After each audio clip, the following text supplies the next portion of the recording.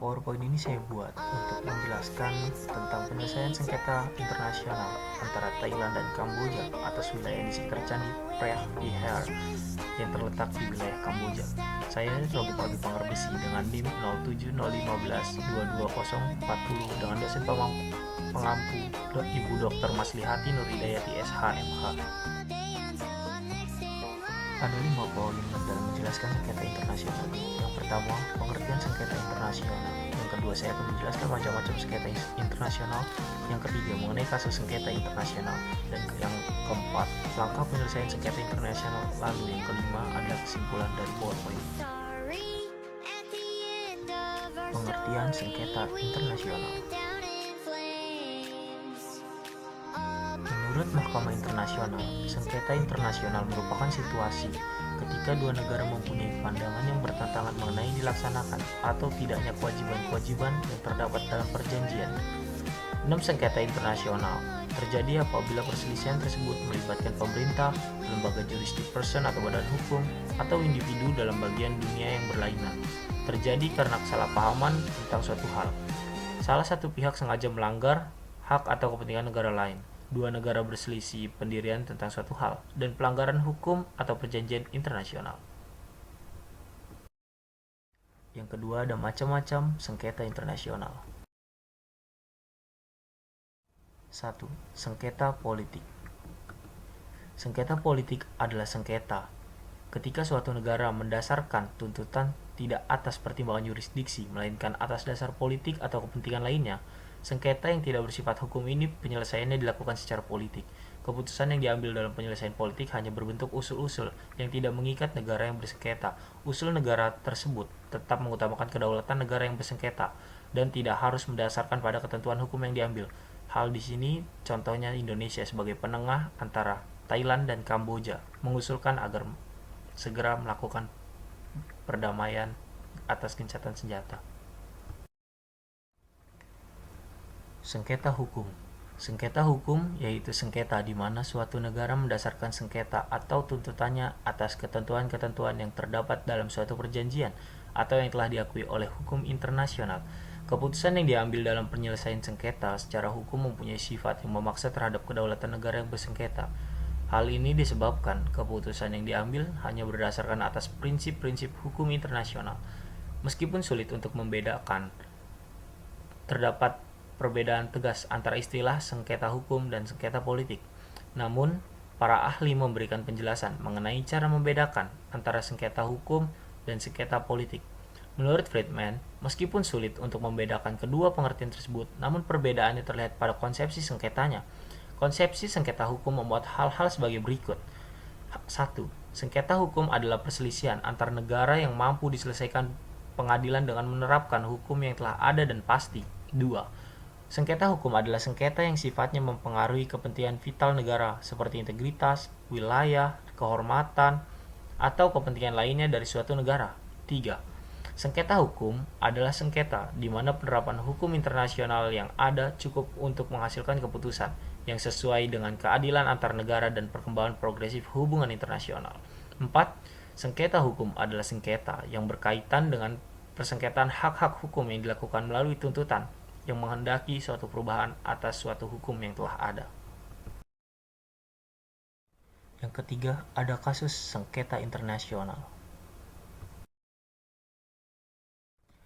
Contoh kasus yang saya ambil dalam tugas UAS kalian adalah sengketa wilayah Kamboja dan Thailand.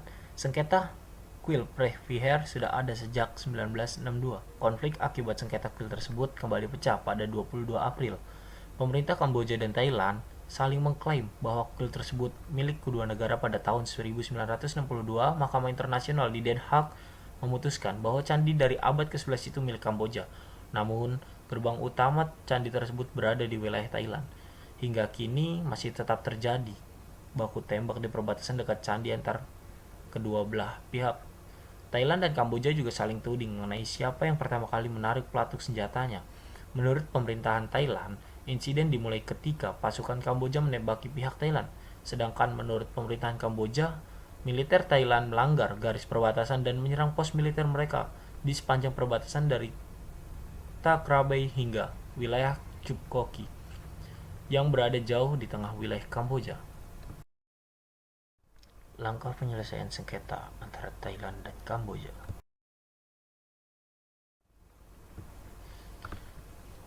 Sengketa wilayah Kamboja dan Thailand terdapat penyelesaiannya. Yang pertama, pemerintah Kamboja memilih jalan, meminta bantuan Pengadilan Tertinggi Perserikatan Bangsa-Bangsa atau PBB, yakni meminta pengadilan internasional memerintahkan Thailand menarik tentaranya dan menghentikan aktivitas militer mereka di sekitar Kuil, yang menjadi lokasi sengketa.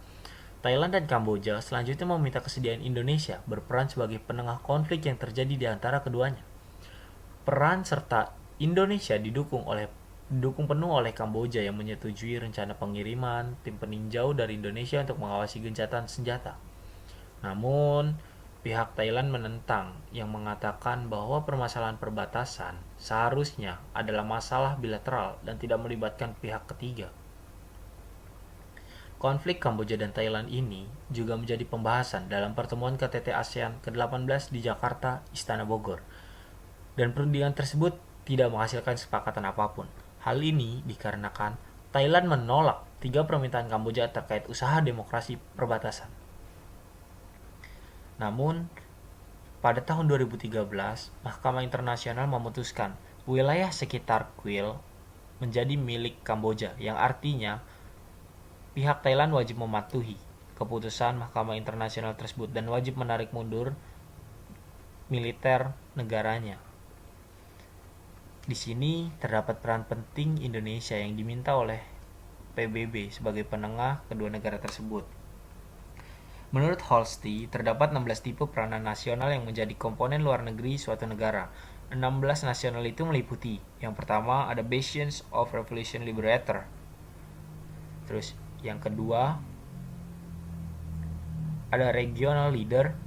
Yang ketiga ada Regional Protector. Yang keempat ada Active Independent. Yang kelima ada Liberation Supporter.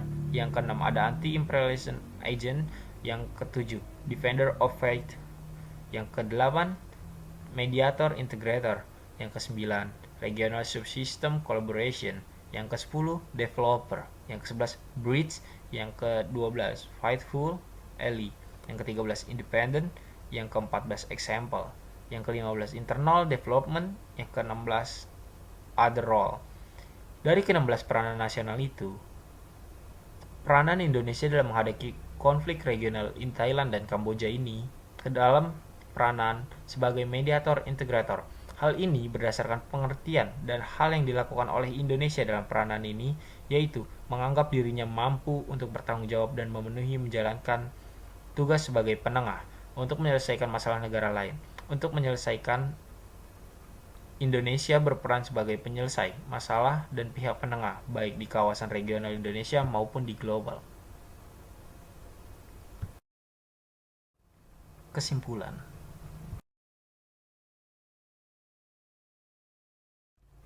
Dalam contoh penyelesaian masalah sengketa antara negara Thailand dan Kamboja, terdapat 2 cara penyelesaian, yaitu cara yang pertama menggunakan pihak ketiga sebagai mediator atas konflik yang terjadi guna meredam konflik yang sedang memanas.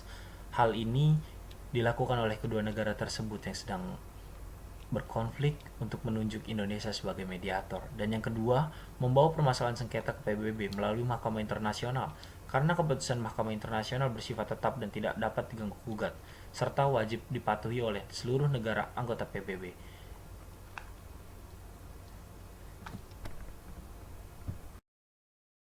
Baik, cukup sekian presentasi dari saya untuk menjelaskan mengenai sengketa antara Kamboja dan Thailand. Kurang lebihnya mohon maaf. Billahi taufiq wal hidayah. Wassalamualaikum warahmatullahi wabarakatuh.